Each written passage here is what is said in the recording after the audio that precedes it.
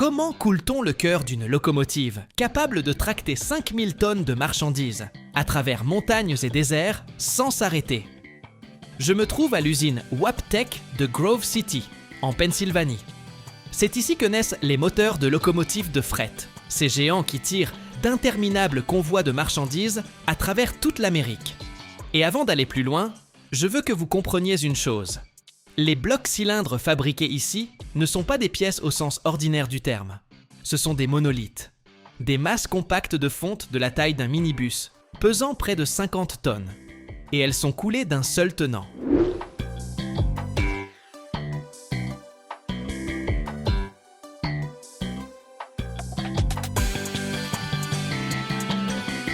Tout commence avec du sable, mais pas celui que vous connaissez à la plage. Le sable de fonderie est une matière à part, avec son propre caractère et ses exigences bien précises. On le mélange avec des résines spéciales et des durcisseurs pour qu'il puisse résister au contact du métal en fusion à plus de 1300 degrés Celsius, sans s'effriter, se déformer ni se fissurer. Car si le moule se brise pendant la coulée, 15 tonnes de fonte liquide se répandront sur le sol de l'atelier. Ce n'est pas juste une pièce ratée, c'est une catastrophe. Le moule d'un bloc cylindre n'est pas une petite chose. On l'assemble dans un espace dédié et il occupe l'équivalent d'une pièce de taille moyenne. Les mouleurs déposent le sable par couches, le tassent, construisent les cavités internes à l'aide de ce qu'on appelle des noyaux. Des inserts de sable qui formeront les futurs conduits du bloc moteur. Circuits d'huile, chemises de refroidissement, logement de piston.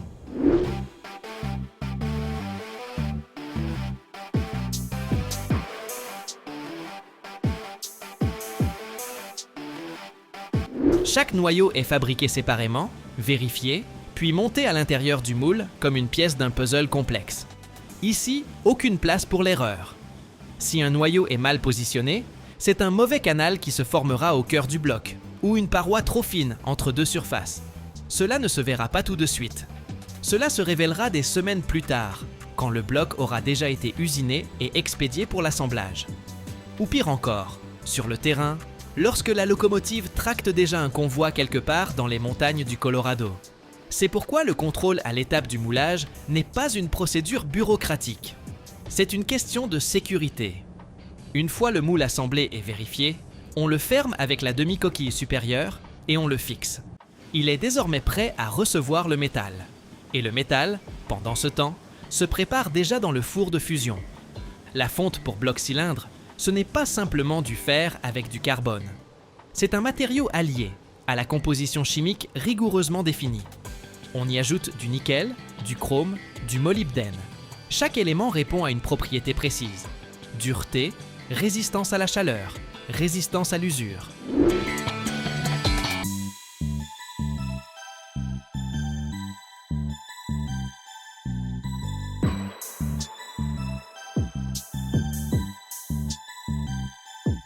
Le moteur d'une locomotive fonctionne dans des conditions que la plupart des métaux ne supportent tout simplement pas. Les températures dans les cylindres, pendant le fonctionnement du moteur, atteignent des milliers de degrés. La pression lors de la combustion du gazole est colossale. Et tout cela, heure après heure, jour après jour, année après année, sans interruption. Lorsque le four atteint la température requise et que la composition chimique du métal en fusion est confirmée par analyse, la coulée commence. La poche de fonte liquide, d'un blanc orangé, si lumineux qu'il fait mal aux yeux de le regarder sans lunettes de protection, est amenée vers le moule. Le métal s'écoule à travers le système de coulée, remplit les cavités. 15 tonnes en un seul processus ininterrompu. Si l'on s'arrête en cours de route, le métal commencera à se solidifier de manière irrégulière et le bloc présentera des tensions internes ou des soufflures qui le rendront inutilisable. Tout le processus de coulée ne prend que quelques minutes. Et puis, c'est le silence. Le bloc reste dans son moule et refroidit. Et c'est là que commence un temps qu'on ne peut pas raccourcir. La physique ne se négocie pas.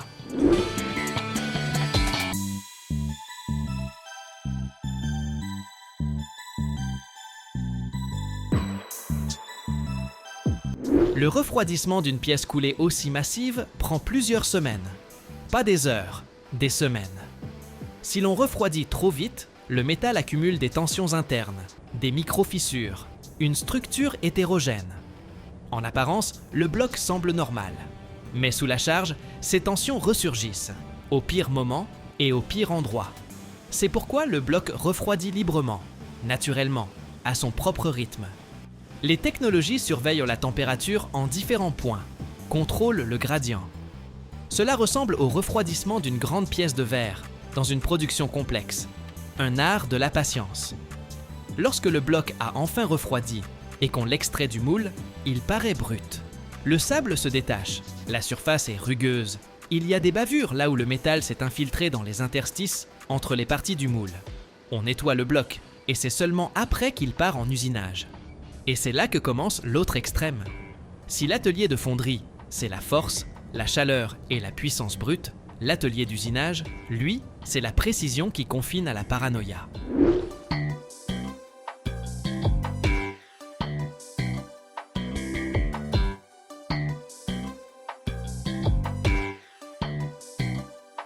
Le bloc est installé sur des fraiseuses multi-axes à commande numérique. Ces machines partent du sol et disposent d'une zone de travail suffisante pour usiner une pièce de la taille d'une voiture. Commence alors l'alésage des logements de pistons. 60 cylindres sur 2 rangées, chacun d'un diamètre de plusieurs centaines de millimètres. Et chaque alésage doit être usiné avec une tolérance de quelques micromètres. Un micromètre, c'est un millième de millimètre. Un cheveu humain fait environ 70 micromètres. Autrement dit, la tolérance sur le cylindre est inférieure à un dixième de l'épaisseur d'un cheveu. Pourquoi une telle précision ? Parce que le piston se déplace dans le cylindre des milliers de fois par minute. Si le jeu est trop important, les gaz s'échappent au-delà des segments. La pression chute, le moteur perd en puissance et consomme de l'huile. Si le jeu est trop faible, le piston se grippe. Il existe donc une valeur correcte unique, dont on ne peut s'écarter ni vers le haut, ni vers le bas. Pendant que la fraiseuse usine, l'opérateur arrête régulièrement le processus et mesure l'alésage à l'aide d'un alésomètre spécial.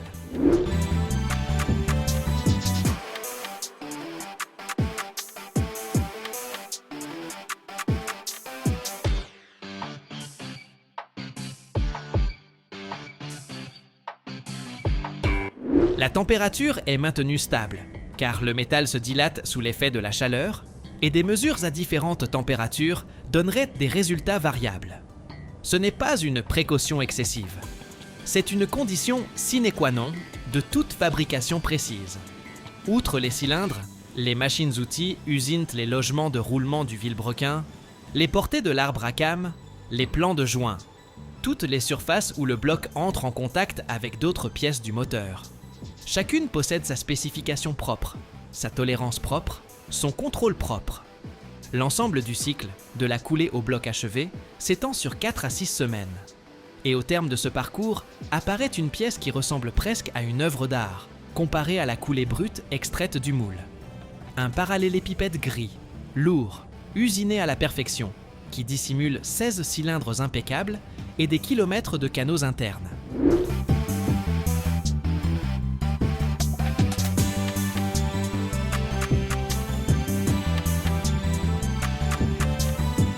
Ce bloc partira à l'assemblage, où il sera équipé de pièces venues de tout le pays. Pistons, vilebrequin, culasse, système d'injection. Et quelques mois plus tard, il reviendra transformé en moteur complet. Le même qui propulsera une locomotive à travers montagnes, déserts et plaines sans relâche pendant des années, des décennies. Et tout a commencé ici, avec un tas de sable à mouler et une coulée de fonte brute.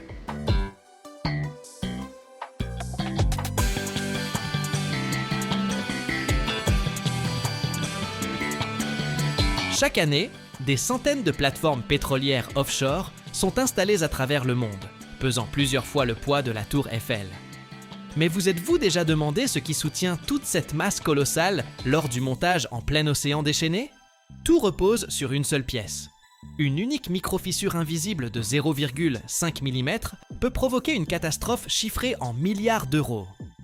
Suivez cette vidéo jusqu'au bout et vous découvrirez le secret ultime des métallurgistes. Comment, à partir d'acier en fusion à 2100 degrés, On forge des monstres géants capables de soulever 10 000 tonnes.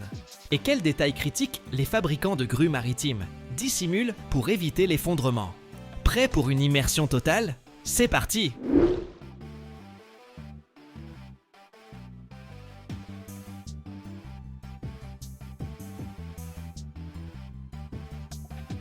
La fabrication des crochets de grues géants débute par la préparation rigoureuse de la matière première dans des ateliers métallurgiques spécialisés.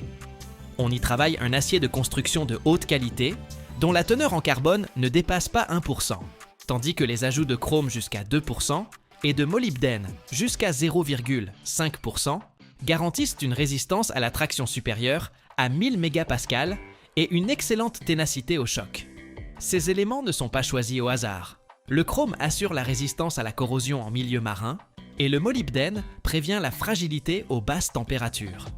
La matière première arrive sous forme de briquettes ou de lingots de 20 tonnes, chargés dans de puissants fours à arc électrique d'une capacité de 200 tonnes. Ces installations ressemblent à d'immenses cuves de 10 mètres de hauteur, équipées d'électrodes en graphite de 600 mm de diamètre. Lors de l'injection d'un courant atteignant 100 000 ampères, un arc d'un demi-mètre se forme et fait fondre le métal jusqu'à 2100 degrés Celsius.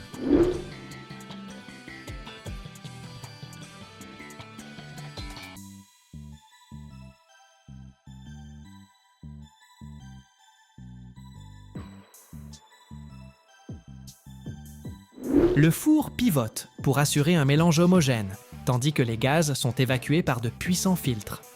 Le processus de refonte dure 4 à 5 heures, pendant lesquelles le métal est purifié des impuretés par évaporation sous vide et soufflage à l'argon. Le métal en fusion, d'un jaune éclatant, est coulé dans des poches revêtues de briques réfractaires. La température en sortie avoisine 1650 degrés. La poche est soulevée par des grues et transportée vers la ligne de coulée.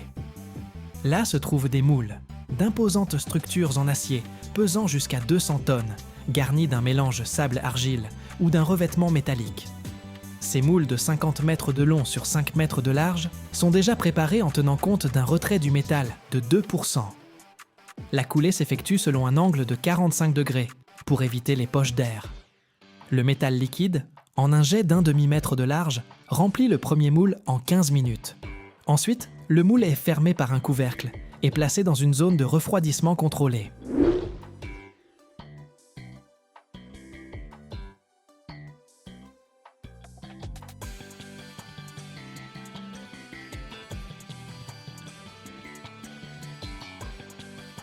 La croissance maximale s'effectue durant les 24 premières heures, jusqu'à 800 degrés, puis les 2 jours suivants jusqu'à 200 degrés, tandis que le refroidissement complet à température ambiante s'étale sur une semaine. Des capteurs surveillant les gradients de température à 10 cm de profondeur, pour éviter les contraintes thermiques susceptibles de provoquer des fissures. Durant le refroidissement, le métal cristallise en une structure austénitique brute qui sera ultérieurement optimisée par traitement thermique. Des ouvriers en combinaison de protection supervisent le processus à travers des panneaux vitrés, tandis que l'automatisation enregistre des milliers de paramètres. L'ébauche finale pèse entre 100 et 200 tonnes, mesure jusqu'à 12 mètres de long et jusqu'à 2 mètres de diamètre à la base. Elles sont extraites du moule par des grues d'une capacité de 300 tonnes et préparées pour l'étape suivante, le forgeage.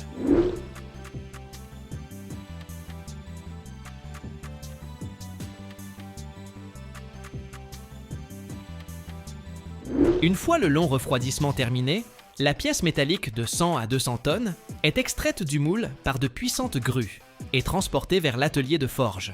Un vaste espace de 2000 mètres carrés, sous une voûte de 25 mètres de hauteur. Là se dressent des presses hydrauliques d'une puissance allant jusqu'à 50 000 tonnes, des machines générant une pression de plusieurs millions de pascals. La pièce est découpée en sections de 6 à 8 mètres de longueur et chauffée dans des fours à gaz jusqu'à 1200 degrés Celsius. Le métal prend une couleur rouge vif et devient malléable. Des ouvriers en combinaison thermique, à l'aide de pinces magnétiques, placent la section sous la presse. Première étape, la déformation brute. La presse descend avec une force pouvant atteindre 10 000 tonnes, comprimant le métal de 20 à 30% en un seul cycle. Chaque impact dure quelques secondes, transformant progressivement les contours cylindriques en ébauches de crochets.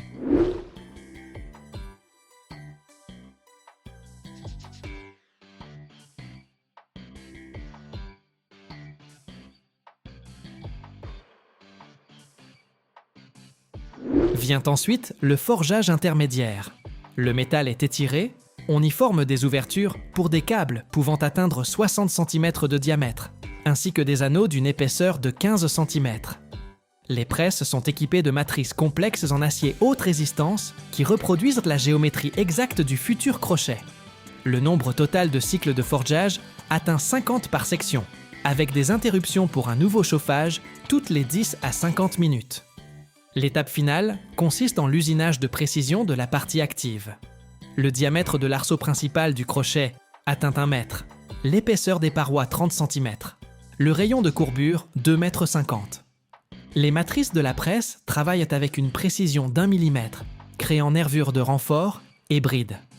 Après chaque frappe, un nettoyage à l'air comprimé sous 6 bars élimine les oxydes. Le moment clé, le traitement thermique. Le crochet est placé dans des fours de revenus, à 650 degrés pendant 20 heures.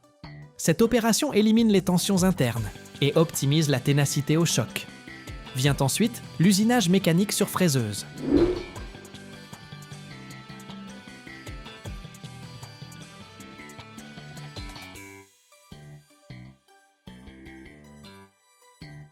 Et maintenant, le plus fascinant, le contrôle par ultrasons. Chaque crochet est examiné pour détecter d'éventuelles fissures cachées. Les capteurs scannent le métal par ondes à 5 MHz, révélant des défauts à partir de 0,5 mm. Si une seule microfissure est détectée, la pièce est rejetée. C'est la norme de sécurité pour les grues offshore, où un crochet supporte des charges allant jusqu'à 10 000 tonnes à 2 mètres de profondeur. Observez comment les opérateurs manœuvrent ces mastodontes.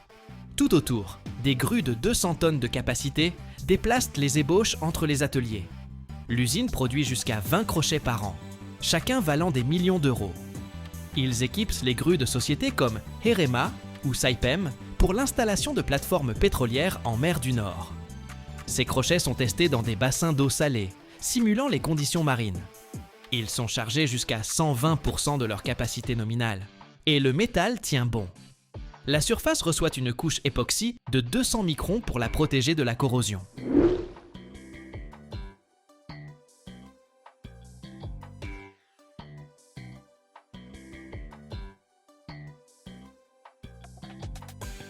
L'acier pour ces pièces provient de Scandinavie, où il est fondu dans des fours sous vide. La logistique est impressionnante. Les ébauches pèsent 100 tonnes chacune et sont acheminées par barge. L'usine emploie 200 spécialistes, des métallurgistes aux ingénieurs. Voici ce crochet en cours de finition. On le peint, on grave son numéro de série et on le prépare pour l'expédition. Il partira vers une plateforme où il soulèvera une section de 8000 tonnes. Si vous voyez comment cela se passe en mer, les vagues qui frappent, le vent qui siffle et le crochet qui tient tout. Et ma chaîne tient grâce à vos abonnements. Le parc mondial de grues offshore dépasse 4000 unités, dont environ 1200 sont des navires flottants capables de soulever plus de 5000 tonnes. Les crochets de grue pour de telles machines demeurent rares en raison du nombre limité d'usines spécialisées.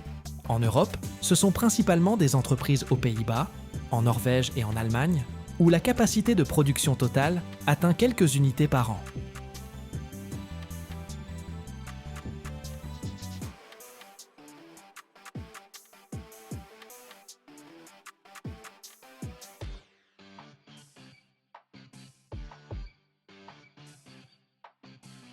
Ce gigantesque bloc d'acier pèse plus de 160 tonnes et sa fabrication a nécessité 8 mois de travail ininterrompu.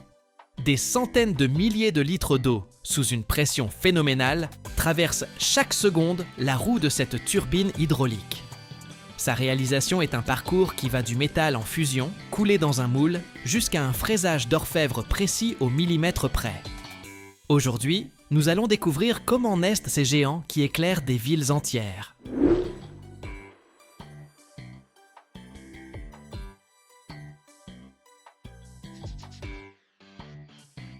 Tout commence dans la fonderie, un lieu qui évoque davantage la forge des dieux. Pour créer une roue destinée aux plus grandes centrales hydroélectriques du monde, il faut faire fondre simultanément une quantité prodigieuse d'acier. Il ne s'agit pas d'un acier ordinaire, c'est un alliage inoxydable spécial à haute teneur en chrome et en nickel, capable de résister pendant des décennies à la cavitation et à la corrosion. Le processus de coulée constitue un moment critique. Dans un moule gigantesque, fabriqué à partir d'un mélange spécial de sable et de résine, on verse le métal liquide dont la température dépasse 1500 degrés Celsius. Imaginez la scène. Plusieurs énormes poches se penchent simultanément et une rivière de feu vient remplir le moule. Mais le plus délicat reste le refroidissement. Une pièce aussi massive ne peut tout simplement pas refroidir en une nuit. Pour éviter les fissures internes et les tensions dans le métal, la roue repose dans son moule pendant plusieurs semaines. C'est un processus lent et contrôlé, où chaque degré compte. Lorsqu'on brise enfin le moule, nous découvrons une ébauche brute et sombre, qui ne ressemble que de loin au futur chef-d'œuvre d'ingénierie.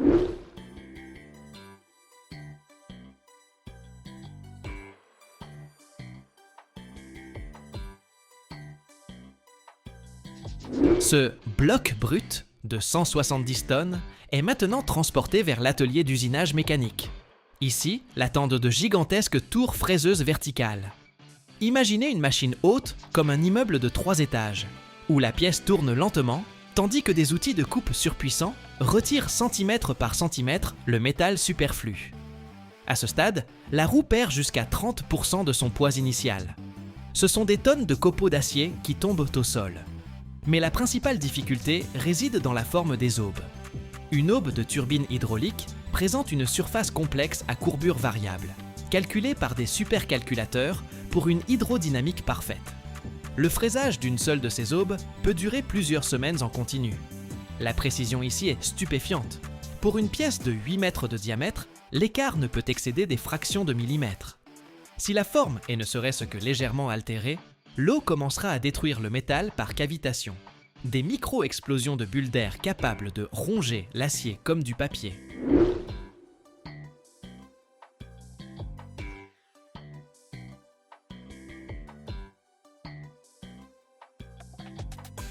Une fois que la machine a terminé le gros œuvre, vient l'heure du travail manuel. Oui, vous ne rêvez pas. Même à l'ère des robots, la finition finale de ces géants se fait à la main. Des maîtres polisseurs, équipés de masques respiratoires et de combinaisons de protection, passent des semaines à polir la surface des aubes. Ce n'est pas une question d'esthétique. Plus la surface sera lisse, plus la résistance à l'eau sera faible, et plus le rendement de la turbine sera élevé. Une roue parfaite doit briller comme un miroir. Chaque cordon de soudure, chaque micro-fissure est minutieusement contrôlé par ultrasons et rayons X. La moindre porosité à l'intérieur de la coulée pourrait mener à la catastrophe, lorsque la roue se mettra à tourner à 75 tours par minute sous la pression d'une colonne d'eau de 200 mètres de haut. La dernière étape à l'usine, et sans doute la plus cruciale, c'est l'équilibrage. La roue pèse 150 tonnes. Si un côté est ne serait-ce qu'un kilogramme plus lourd que l'autre, la rotation générera des vibrations qui pulvériseront littéralement le barrage de béton.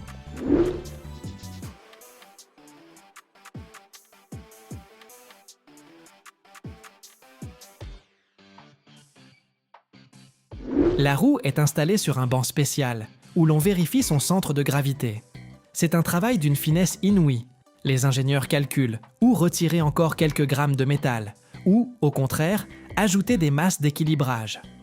Une fois l'équilibrage terminé, ce géant peut se mettre à tourner littéralement d'une simple poussée de la main. C'est la magie de la physique et du calcul de précision. Lorsque ce titan d'acier quitte enfin l'atelier de polissage final, étincelant par la surface miroir de ses aubes, les ingénieurs font face à un défi qui, par sa complexité, n'a rien à envier à la fabrication elle-même. Vous pourriez penser que le plus dur est derrière eux, mais en réalité, la véritable aventure ne fait que commencer. L'acheminement de la roue mobile vers la centrale hydroélectrique est un cauchemar logistique et, en même temps, un spectacle extraordinaire. Car il s'agit d'un objet dont le diamètre atteint 10 mètres. C'est la hauteur d'un immeuble de 3 étages, couché sur le côté.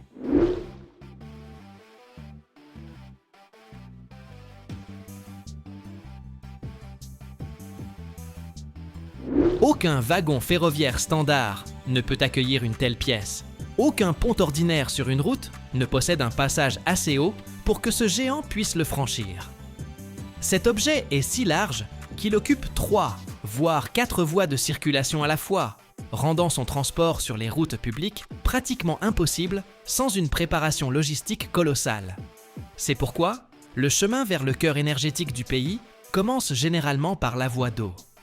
D'immenses grues portuaires, capables de soulever des centaines de tonnes, déposent délicatement la roue sur le pont d'une barge spécialisée. C'est le moyen le plus sûr et le plus fiable pour acheminer de tels chargements. La barge progresse lentement sur les artères fluviales, franchissant écluses et grandes villes. Mais le fleuve ne peut conduire la pièce jusqu'au seuil de la salle des machines. À un certain point, sur un quai provisoire, le colosse d'acier doit regagner la terre ferme.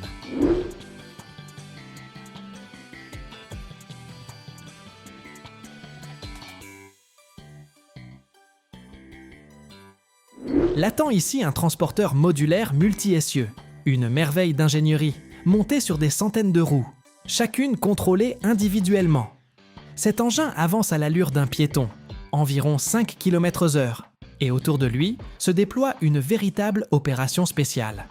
En tête du convoi marchent des équipes de monteurs. Ils démontent provisoirement les panneaux de signalisation gênant le passage, soulèvent ou carrément coupent et retirent les lignes électriques, pour éviter que la structure de 10 mètres de haut n'accroche les câbles sous haute tension. Par endroits, il faut même élargir la chaussée ou renforcer les ponts avec des supports d'acier provisoires, car 160 tonnes de poids concentré peuvent tout simplement écraser l'asphalte ordinaire. Chaque mètre du trajet est calculé à la seconde et au millimètre près. Ce voyage peut durer des semaines, attirant des foules de badauds le long des routes, car ce n'est pas tous les jours qu'on voit glisser devant sa palissade un morceau de la future histoire énergétique.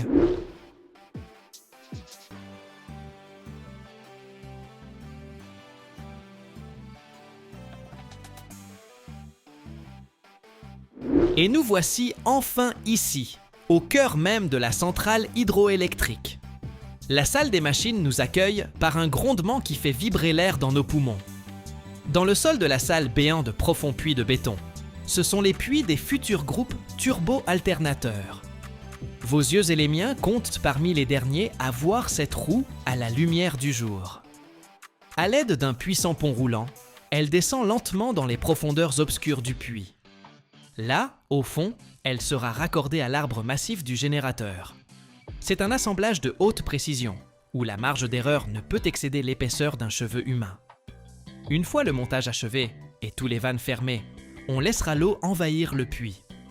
Un torrent déchaîné, tombant d'une hauteur de plus de 200 mètres, s'abattra sur ces aubes que nous avons si soigneusement polies. Et moi, je peaufine le contenu en espérant vos abonnements enthousiastes.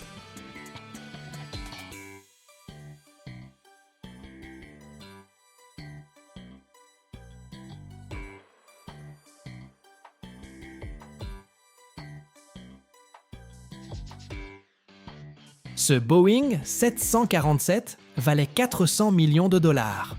Dans 3 semaines, il sera découpé en morceaux. L'ancien roi des airs, qui transportait des centaines de milliers de passagers d'un continent à l'autre, n'est plus qu'un amas géant d'aluminium aéronautique. Dans cette vidéo, nous pénétrons dans un site de démantèlement fermé au public pour découvrir le fonctionnement de cisailles hydrauliques titanesques et le devenir de 200 tonnes de carburant. Nous traverserons la cabine déserte et découvrirons quelle sera la nouvelle vie de cet appareil après sa fonte.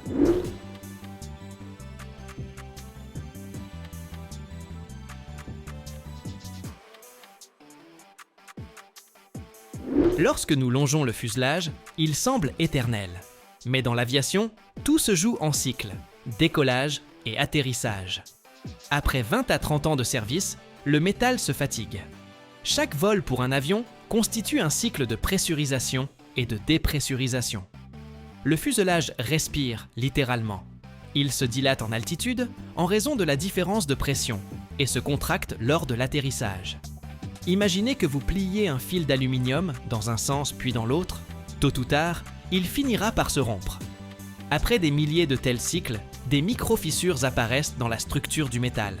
Les réparer devient si coûteux qu'il est plus économique d'acheter un appareil neuf. Seconde raison, l'efficacité énergétique. Les vieux géants possèdent 4 réacteurs. Il y a 30 ans, c'était la norme. Mais aujourd'hui, les bimoteurs modernes consomment de 30 à 40% de kérosène en moins, tout en transportant le même nombre de passagers. Dans le ciel, chaque litre de carburant superflu représente une perte pour la compagnie aérienne.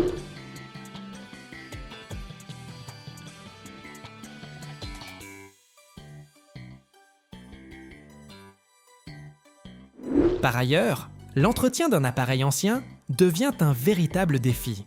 Les pièces détachées ne sont plus produites et les contrôles réglementaires deviennent de plus en plus fréquents et longs.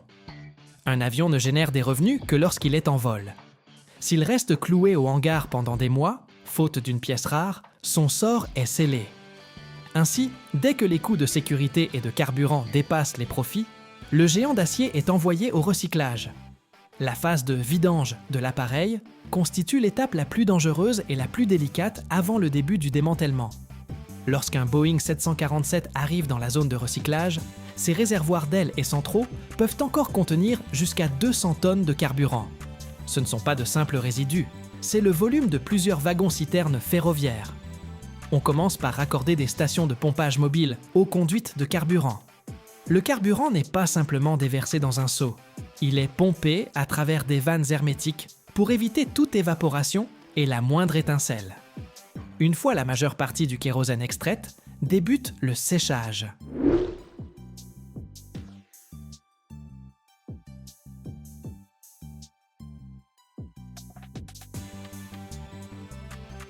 Des orifices de drainage spéciaux s'ouvrent aux points les plus bas des ailes pour évacuer chaque goutte. Mais même vide, un réservoir reste un piège mortel en raison des vapeurs de carburant. Le système est donc purgé au gaz inerte jusqu'à ce que les capteurs confirment une sécurité totale pour l'utilisation d'outils. Une fois l'appareil asséché, vient le tour des moteurs. Chaque réacteur de Boeing est un chef-d'œuvre technologique de plus de 4 tonnes. On ne les découpe pas simplement. Des chariots élévateurs ou des grues spéciales sont amenés jusqu'au pylône et fixent le moteur en plusieurs points. Les mécaniciens déconnectent manuellement des centaines de câbles, de conduites de carburant et de tubes hydrauliques. Les boulons de fixation, les fameux axes de sécurité, sont dévissés en dernier. Le moteur est ensuite descendu délicatement sur un berceau de transport. Fait intéressant, même si l'avion est mis au rebut, les moteurs possèdent souvent encore des milliers d'heures de vie. Ils sont soigneusement mis sous cocon et expédiés vers un entrepôt.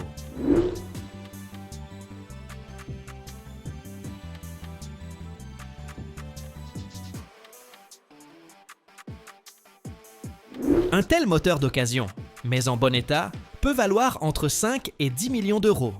C'est l'organe le plus précieux du géant d'acier, qui continue souvent sa vie dans les airs sur un autre appareil, tandis que son ancien propriétaire finit en ferraille. Lorsque les réservoirs sont vides et les moteurs démontés, nous pénétrons à l'intérieur, et le spectacle est surréaliste. Un immense espace sur 2 niveaux règne un silence de mort. Le démantèlement de la cabine est un travail manuel à 90%, car il ne s'agit pas simplement de tout casser, mais de récupérer ce qui peut encore rapporter de l'argent. Les premiers éléments démontés sont les sièges passagers. Si les sièges de classe économique finissent généralement recyclés comme déchets plastiques et textiles, ceux de classe affaires et de première classe constituent un véritable trésor. Un tel siège transformable peut valoir plus de 30 000 € à l'état neuf. Ils sont soigneusement extraits pour être revendus à des collectionneurs privés, des bureaux ou des compagnies aériennes low cost.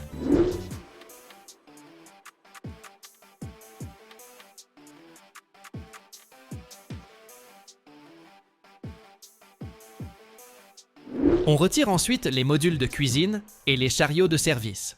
Vous serez surpris d'apprendre que ces chariots en aluminium sont des articles extrêmement prisés sur le marché de l'occasion. Ils sont achetés pour décorer bars et hôtels. La suite devient plus salissante. Les ouvriers arrachent la moquette et les panneaux muraux en plastique. C'est la partie la plus difficile à recycler, car le plastique aéronautique est un composite complexe, difficilement transformable. On le trie avant de l'envoyer vers des usines spécialisées pour incinération à haute température ou enfouissement. Mais le plus précieux se cache derrière les panneaux et sous le plancher, l'avionique et le câblage en cuivre. Un Boeing 747 compte près de 250 km de fils électriques. On extrait le cuivre par kilomètres entiers, car sa valeur comme matière première secondaire est considérable. On récupère aussi les masques à oxygène, les blocs de commande d'éclairage et les systèmes de communication. Au bout d'une semaine de ce travail acharné, du somptueux appareil ne subsiste qu'un tube métallique vide percé de hublots, à travers lesquels on ne distingue plus désormais que le squelette d'aluminium nu.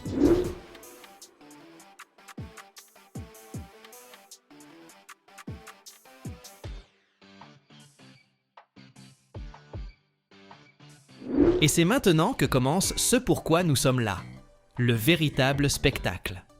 Lorsque l'avion n'est plus qu'une coquille de métal vide, entrent en scène les pelleteuses équipées de cisailles hydrauliques géantes. C'est impressionnant. Ces cisailles exercent une pression de plusieurs centaines de tonnes et tranchent l'aluminium aéronautique comme un couteau de cuisine découpe du carton. Le processus commence par les ailes. L'envergure d'un Boeing 747 atteint près de 65 mètres. La mâchoire hydraulique découpe le métal mètre par mètre. Le plus difficile, ce sont les longerons, la partie structurelle centrale où s'attachent les ailes. C'est là que le métal est le plus épais. Une fois les ailes retirées, vient le tour du fuselage. Le conducteur de pelleteuse travaille avec précision. Il découpe la carlingue en sections d'environ 3 à 4 mètres de large. Quand ces immenses anneaux s'écrasent au sol, un nuage de poussière s'élève et le bruit rappelle le tonnerre. En 2 semaines, du majestueux appareil ne subsiste plus que la queue, dressée seule au milieu du béton, jusqu'à ce que les mâchoires d'acier finissent par la rattraper.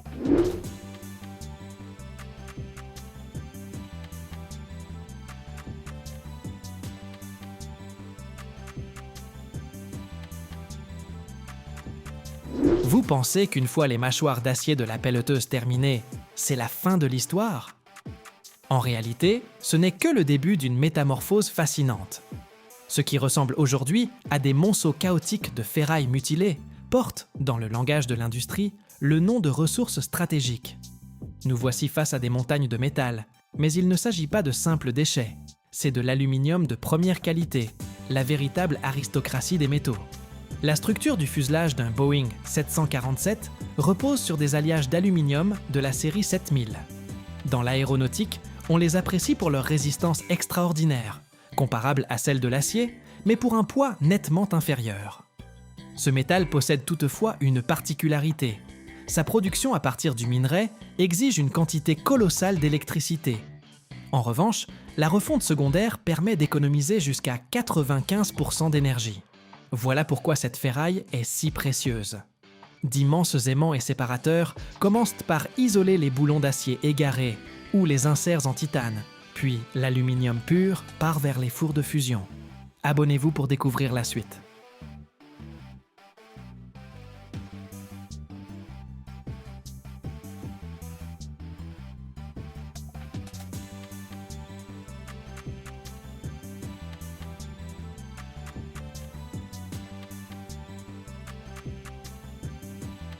Chaque année, le monde produit plus d'1 milliard 800 millions de tonnes d'acier. Pourtant, seule une infime partie de ce métal devient l'ossature de bâtiments capables de défier les tremblements de terre. À Monterrey, au cœur sismique du Mexique, s'élève un géant de 305 mètres, les Torres Obispado. Et leur acier n'est pas seulement mis à l'épreuve par le poids de centaines de milliers de tonnes, mais aussi par la nature elle-même. Comment ce métal résiste-t-il aux secousses telluriques ? Quelle technologie permet au gratte-ciel de ne pas plier ? Restez avec nous, vous découvrirez le secret d'un acier que le monde cherche à copier, sans jamais y parvenir.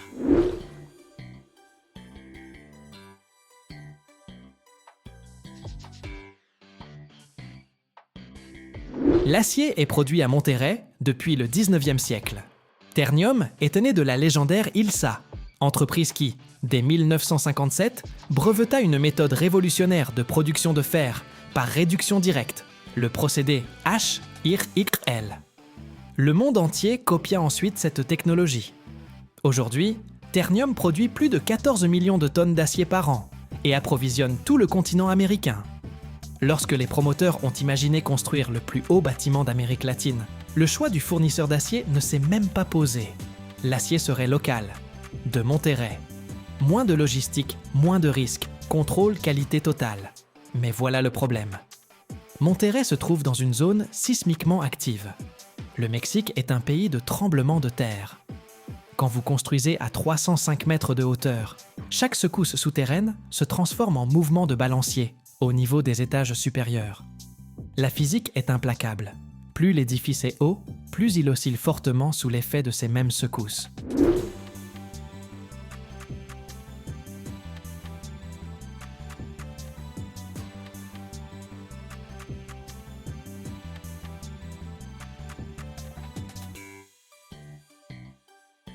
Pour Torres Obispado, les ingénieurs ont conçu un système structurel hybride. Un noyau en béton armé au centre assure la rigidité. Autour, un cadre périphérique à portique en acier, fait de colonnes et de poutres. Deux systèmes qui se complètent. Tandis que le noyau maintient la forme, le squelette d'acier extérieur absorbe et répartit l'énergie sismique sur toute la hauteur du bâtiment. Aux étages techniques, des amortisseurs visqueux supplémentaires, des absorbeurs hydrauliques, dissipent les oscillations dues au vent et aux secousses. Pour que tout cela fonctionne, il faut un acier de classe de résistance particulière. Et c'est là que Ternium entre en scène. Je pénètre dans l'atelier et la première chose que je ressens, c'est la chaleur. Même à 20 mètres des fours, la température se fait sentir sur la peau. Les fours à arc électrique de Ternium fondent ferraille et fer de réduction directe à plus de 1500 degrés Celsius. Ce n'est pas qu'une simple fusion, c'est de la chimie. L'ajout précis de manganèse, de vanadium, de molybdène dans des proportions déterminées confère à l'acier les propriétés requises.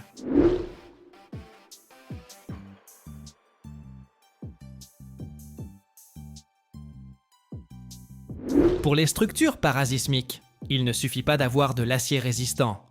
Il faut de l'acier résistant et ductile. La différence est capitale. L'acier fragile supporte la charge, mais dès qu'on dépasse la limite, il casse brutalement.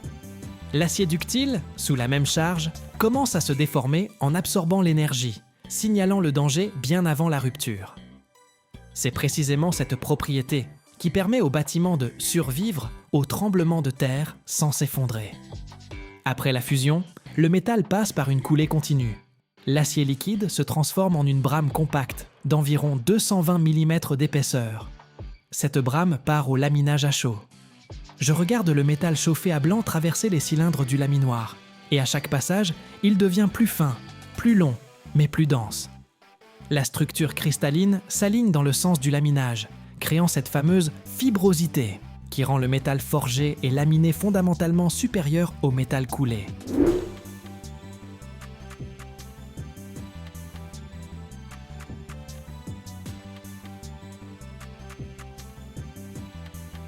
Pour la Torres Obispado, on a fabriqué des poutres massives à larges ailes de classe de résistance à 572 grades 50 et supérieur. Un acier dont la limite d'élasticité atteint 345 mégapascales. Pour vous donner une idée, chaque centimètre carré de section de cette poutre supporte plus de 35 tonnes avant de commencer à se déformer. Les éléments les plus impressionnants de l'ossature sont les méga-colonnes de la base et des étages inférieurs. Ces structures portent toute la charge verticale du bâtiment, des centaines de milliers de tonnes. Leurs sections sont colossales. Certaines colonnes présentent une épaisseur de paroi supérieure à 50 mm. C'est un véritable mur d'acier monolithique, soudé en profilé fermé. Le soudage de telles sections relève d'un art à part entière. Au-delà de 40 mm d'épaisseur, un soudage classique génère des contraintes thermiques susceptibles de créer des micro-fissures. Ternium a mis en œuvre des procédures de soudage spéciales avec préchauffage, contrôle de la température entre les passes et refroidissement progressif.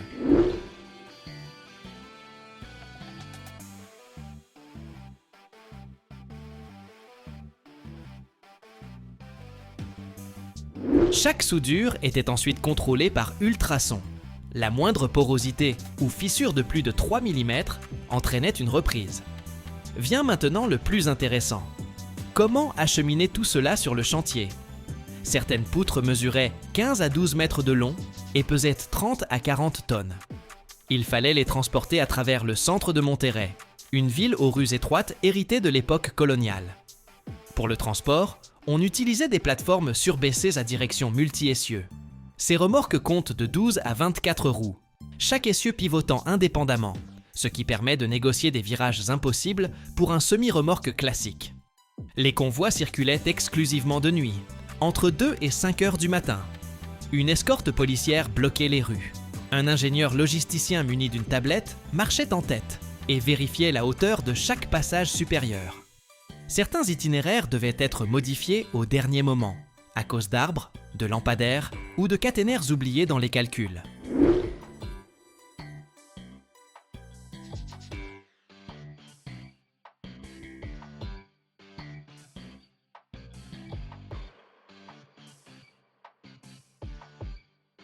Un jour, une plateforme transportant une poutre de 14 mètres de long s'est retrouvée coincée dans un virage. La rue s'avérait 3 mètres trop courte pour le rayon de braquage calculé.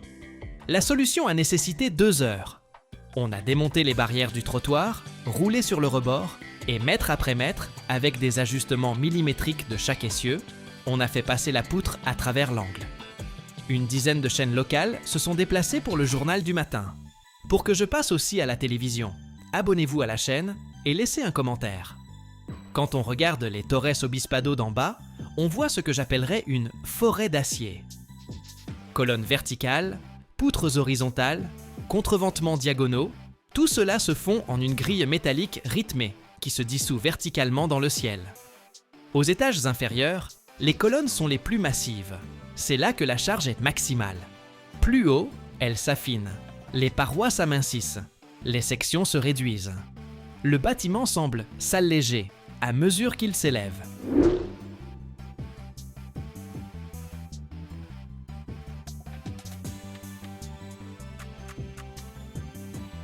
Le montage était assuré par une grue spécialisée dotée d'une flèche de 70 mètres de portée. Chaque poutre était tissée selon des calculs d'angle précis. Une verticale fossée au niveau du premier étage aurait entraîné des décalages de plusieurs centimètres au 20e. Les monteurs vérifiaient constamment les positions à l'aide de stations totales, des théodolites électroniques équipés de télémètres laser. La Torres Obispado n'est pas qu'un simple record de hauteur, c'est un symbole. Construite en acier de Monterrey, conçue par les architectes locaux de Posas Arquitectos, elle a donné à la ville une nouvelle identité. Monterrey, capitale industrielle du Mexique, possède désormais le plus haut gratte-ciel du continent.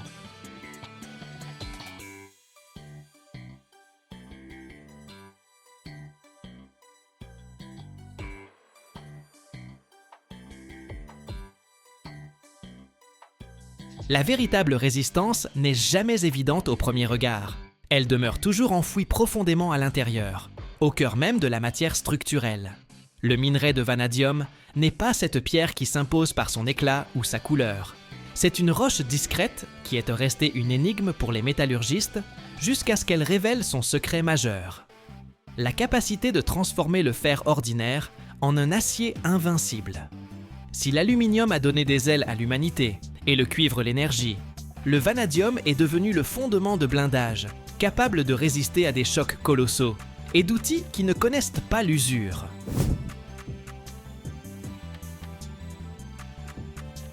Cet élément contient une vitamine pour la stabilisation. Une quantité minimale suffit à transformer radicalement les propriétés physiques du métal, le rendant à la fois extraordinairement dur et étonnamment résilient. Le parcours du vanadium, des carrières obscures aux plaques blindées et aux moteurs d'aviation, raconte une histoire de domination technologique, où chaque gramme de minerai extrait devient un investissement dans la sécurité et l'endurance. Dans la nature, le vanadium ne se présente guère sous forme de pépites pures ou de gisements riches.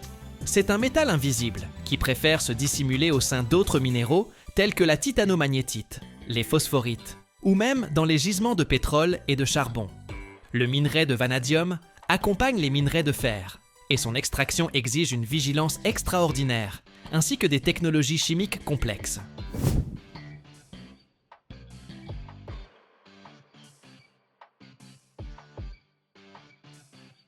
Les principales sources de cet élément sont les gigantesques gisements de sable magnétitique en Afrique du Sud, les massifs rocheux en Chine et les vastes gisements en Australie. Le processus d'extraction du métal du minerai s'apparente à une purification en plusieurs étapes, où le minerai passe d'abord par une séparation magnétique, puis subit une calcination avec ajout de sel de sodium. Cette technologie permet de transformer le vanadium inerte en une forme soluble, qui est ensuite lessivée à l'eau, produisant un précipité jaune vif, le pentaoxyde de vanadium. C'est cette même matière première qui ouvre la voie à la création d'alliages ultra résistants. Le véritable triomphe du vanadium a commencé au début du XXe siècle, lorsque Henry Ford a découvert par hasard les avantages de ce métal en examinant les débris d'une voiture de course française. Il a remarqué que les pièces de cette voiture étaient nettement plus légères et plus résistantes que leurs homologues américaines.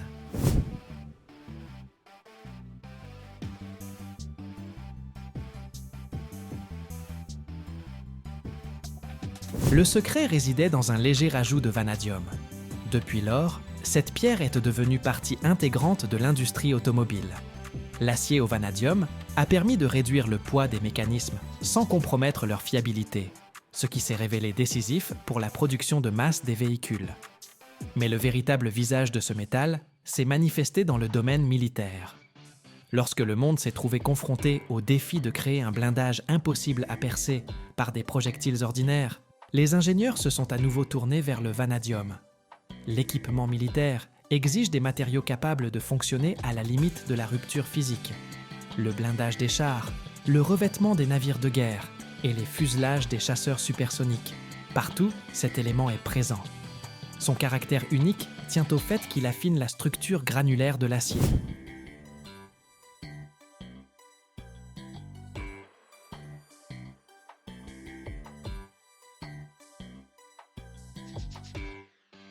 À l'échelle atomique, le vanadium forme des carbures et des nitrures stables qui se disposent le long des joints de grains du fer, les empêchant de se déplacer sous l'effet d'une force extérieure. Cela stoppe la propagation des micro-fissures. Si un acier trempé ordinaire peut se briser comme du verre sous un choc violent, l'acier au vanadium absorbe l'énergie en se déformant tout en conservant son intégrité. C'est là le secret même du blindage. L'alliance entre la dureté qui repousse le projectile et la ténacité qui empêche la plaque de se désintégrer. L'ampleur de l'utilisation du vanadium dans l'industrie de défense moderne ne cesse de croître.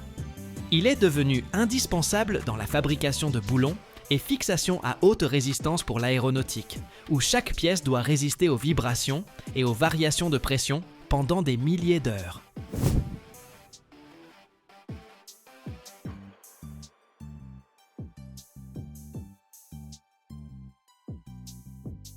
Les tuyères de réaction, les éléments de train d'atterrissage et les composants des moteurs fusées sont fabriqués à partir d'alliages titane-vanadium.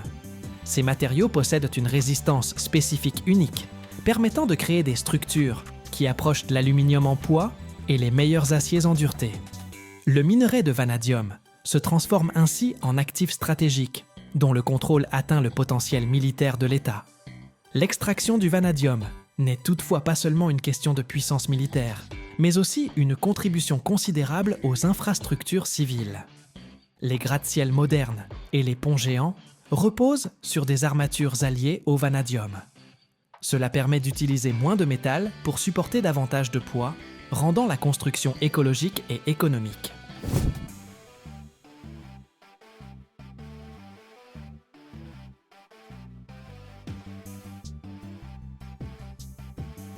Chaque kilomètre de rail de chemin de fer, sur lequel passent quotidiennement des milliers de tonnes de marchandises, contient ce métal, car sans lui, le fer s'userait très rapidement au contact des roues d'acier des trains. La résistance au deuxième métal constitue un autre pouvoir extraordinaire que confère cette pierre. L'acier à outils, dont sont fabriqués les forets, les fraises et les scalpels chirurgicaux, contient toujours du vanadium, afin de préserver le tranchant de la lame, même lors de fortes chaleurs. L'économie mondiale du vanadium se concentre entre les mains de quelques acteurs clés. La Chine, leader de l'extraction, utilise des quantités considérables de cette ressource pour ses propres besoins en construction et en métallurgie.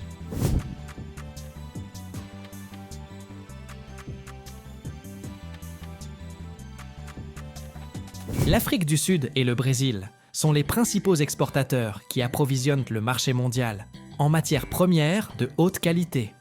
La concurrence mondiale pour l'accès aux gisements de vanadium s'intensifie, d'autant plus qu'un nouveau domaine d'application émerge, l'énergie.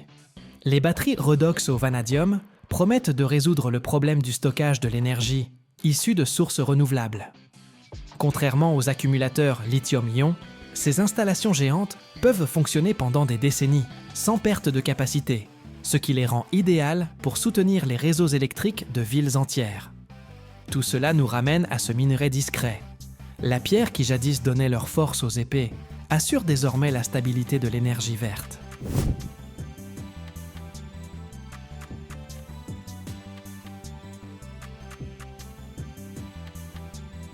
Le vanadium, grâce à ses multiples degrés d'oxydation, peut faire varier la couleur de ses solutions du violet au rouge éclatant, ce qui inspira autrefois les scientifiques à le nommer d'après Vanadis, déesse scandinave de la beauté.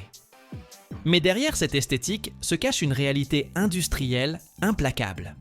La calcination dans des fours rotatifs à plus de 800 degrés, la lixiviation par des solutions alcalines et la réduction ultérieure du métal exigent des quantités colossales de combustible et d'eau. Les défis écologiques de l'extraction du vanadium sont liés à la nécessité d'assurer une élimination fiable des solutions usées, afin d'éviter la contamination des nappes phréatiques. Les usines modernes mettent en œuvre des systèmes de circuits fermés, où chaque réactif est réutilisé, minimisant ainsi l'impact sur l'environnement.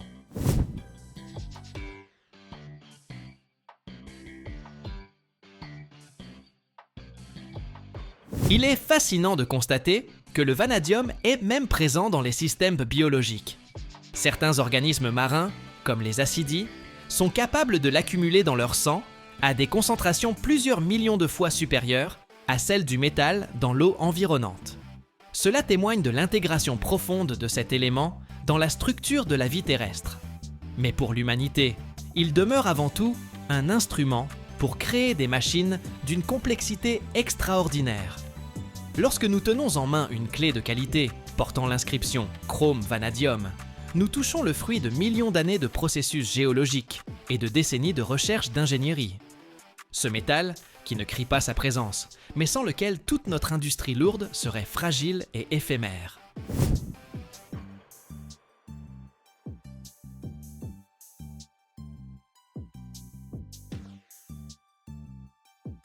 Le minerai de vanadium nous apprend à apprécier les chaînes de production complexes. Pour obtenir du ferrovanadium pur, qui sera ensuite ajouté dans le four d'acier en fusion, des milliers de personnes doivent accomplir leur travail dans les mines, les usines chimiques et les laboratoires.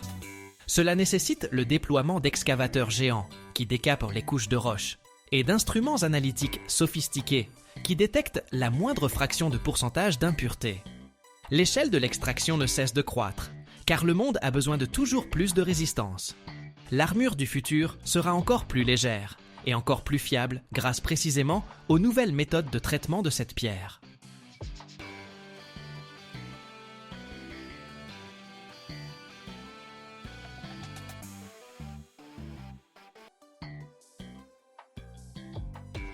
L'aluminium ne naît pas dans les usines, ni dans les ateliers rutilants équipés de machines ultramodernes, ni dans les bureaux d'études où l'on conçoit de légers fuselages d'avions. Sa véritable naissance se produit sous une chaleur tropicale insoutenable, au milieu de déserts de poussière rouge et de gigantesques entailles dans la croûte terrestre, là où gisent les bauxites, le minerai principal de ce métal. Lorsque nous tenons en main une simple canette en aluminium, ou que nous admirons la légèreté d'un vélo moderne, nous réalisons difficilement que ce métal faisait jadis partie d'immenses couches de roches sédimentaires, formées il y a des millions d'années sous l'effet d'une érosion agressive.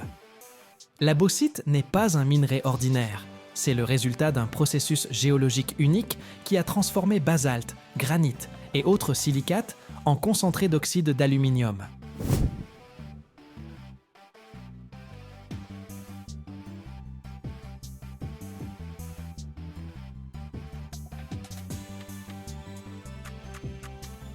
Ces gisements se forment principalement dans les zones tropicales et subtropicales, où l'alternance de longues saisons des pluies et d'un soleil ardent crée les conditions idéales pour la latéritisation.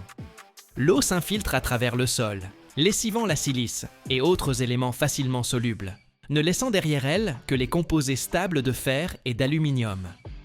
Au fil du temps, ces résidus s'accumulent, formant de puissantes cuirasses qui recouvrent de vastes territoires. Les gigantesques gisements de bauxite en Guinée, en Australie, au Brésil ou au Vietnam peuvent s'étendre sur des dizaines de kilomètres, avec une épaisseur variant de quelques mètres à 30 mètres. Ce sont de véritables greniers de la civilisation humaine, sans lesquels notre monde technologique moderne serait tout simplement impensable.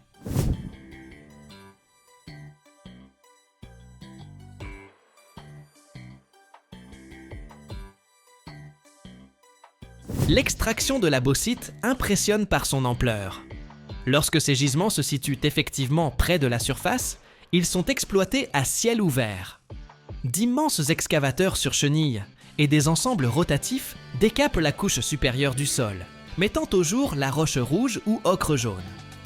Ce spectacle évoque un paysage martien. Les composés ferreux confèrent au minerai sa couleur rouille caractéristique, tandis que les engins qui œuvrent dans ces carrières paraissent minuscules face à l'étendue des strates dégagées. Le processus d'extraction n'est que le début d'un long parcours. Le minerai de bauxite est un mélange complexe de minéraux, dont les principaux sont la gypsite, la beumite et le diaspore. Loin de ne contenir que des composants utiles, il renferme une quantité importante d'impuretés, telles que des oxydes de fer, de titane et de silicium. C'est précisément pour cette raison que le traitement de la bauxite constitue un défi technologique particulièrement exigeant, en ressources et d'une grande complexité.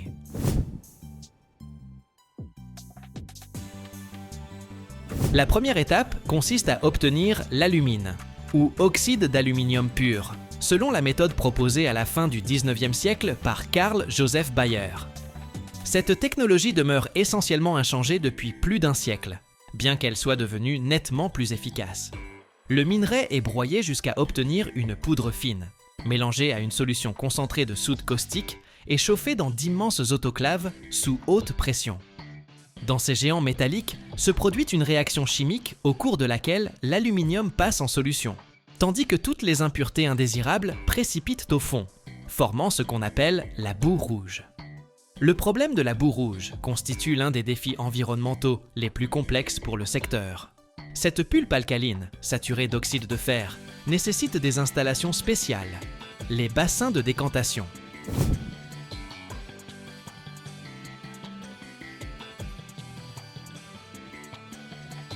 L'utilisation de ces déchets exige d'immenses superficies et un contrôle rigoureux, car l'échelle de production de l'alumine se mesure en millions de tonnes par an. D'une tonne de bauxite, on n'obtiendra pas une tonne d'aluminium. Il faut généralement environ 4 tonnes de minerai pour produire 2 tonnes d'alumine, dont on n'extraira finalement qu'une seule tonne de métal pur. Cette faible concentration souligne l'ampleur considérable de l'extraction nécessaire pour satisfaire la demande mondiale. Le marché mondial de la bauxite constitue une arène où s'affrontent grandes multinationales et États. La Guinée, par exemple, détient près d'un quart des réserves mondiales, et ces plateaux rouges représentent une ressource stratégique majeure pour l'industrie planétaire. L'Australie, futur leader en volume de production, démontre comment concilier exploitation minière à grande échelle et réhabilitation ultérieure des terres.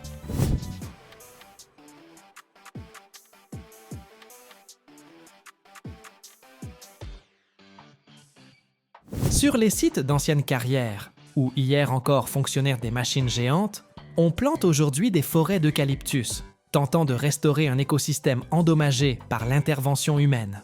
Après l'obtention de cette poudre blanche pure, l'alumine, débute la seconde étape de la transformation, l'électrolyse selon le procédé Hall-Héroult. Ce processus exige une quantité colossale d'énergie électrique, raison pour laquelle les usines de production d'aluminium sont implantées à proximité de puissantes centrales hydroélectriques. L'alumine est dissoute dans de la cryolite fondue, à une température avoisinant 950 degrés Celsius. Un courant électrique intense traverse ce bain en fusion, brisant les liaisons entre les atomes d'aluminium et d'oxygène.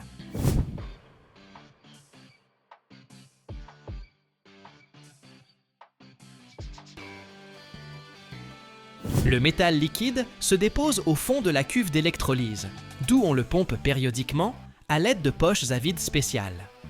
Cette vision d'argent faible incandescent, naissant d'une poudre blanche, constitue le point culminant de tout un processus qui a débuté dans une carrière lointaine, à des milliers de kilomètres d'ici.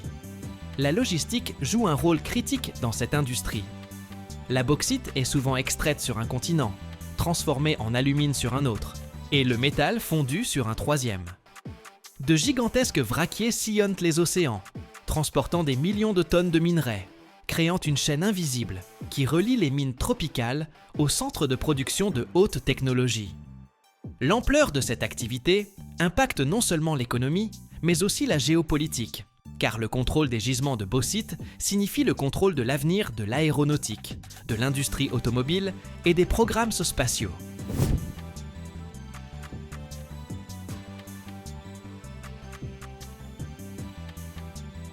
Ce n'est pas pour rien que l'aluminium est surnommé le métal ailé, mais son chemin vers le ciel commence en profondeur sous terre, dans les couches lourdes et humides de roches argileuses. Il est important de comprendre que les gisements de bauxite ne sont pas illimités, même si leurs réserves sur la planète sont actuellement estimées comme largement suffisantes pour répondre aux besoins de l'humanité pendant plusieurs siècles encore. Toutefois, la facilité d'extraction et la forte concentration d'éléments utiles dans ces strates gigantesques font de ce type de minerai le choix privilégié.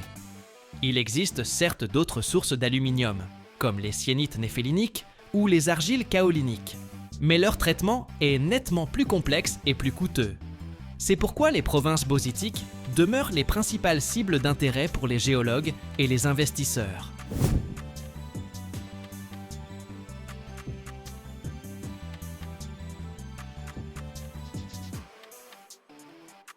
L'évolution de l'aluminium a parcouru un long chemin, d'un métal précieux plus cher que l'or à un matériau omniprésent dans notre quotidien.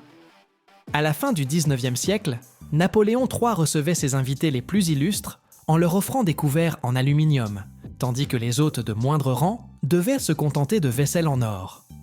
Aujourd'hui, ce métal est devenu symbole d'accessibilité et de fonctionnalité.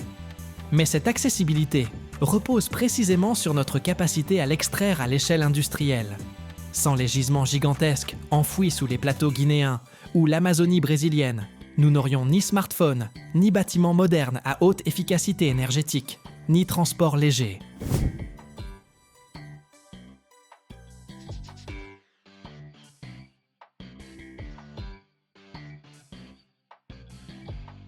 L'extraction à une telle échelle modifie inévitablement le relief de la planète. Lorsque des couches entières de roches sont retirées, le régime hydrologique du territoire change. Les conditions de vie habituelles de la flore et de la faune sont détruites. Les normes modernes d'extraction exigent des entreprises non seulement d'extraire le minerai, mais aussi de rendre la terre à la vie. Le processus de réhabilitation préserve la couche arable supérieure. Celle-ci est retirée avant le début des opérations et remise en place après la fin de l'extraction. Cela permet de restaurer les terres agricoles, bien que ce processus de régénération forestière prenne des décennies et ne ramène jamais le paysage à son état d'origine.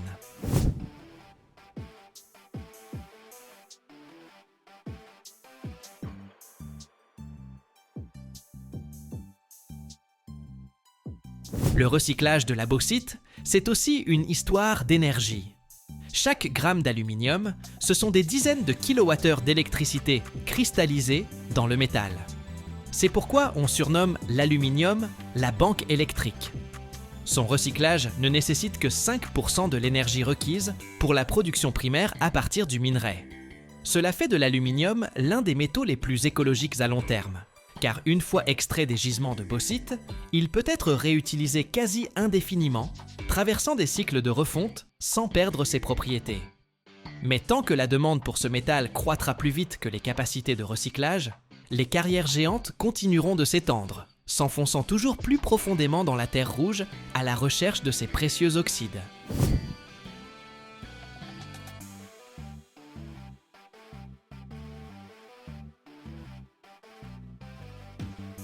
Le travail dans les carrières ne s'arrête jamais et chaque nouvelle coupe de strates ouvre un nouveau chapitre dans l'histoire du métal qui a transformé le monde.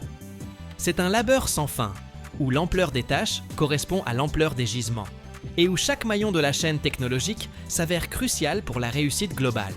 La transformation de la bauxite illustre parfaitement la façon dont l'humanité a appris à exploiter les ressources terrestres, métamorphosant une argile d'apparence ordinaire en matériaux stratégiques qui fondent notre ère technologique. Chaque étape de ce processus prolonge logiquement la précédente, composant ainsi le tableau cohérent d'une interaction entre l'homme et la nature, où géants industriels et ressources naturelles évoluent dans un lien indissociable.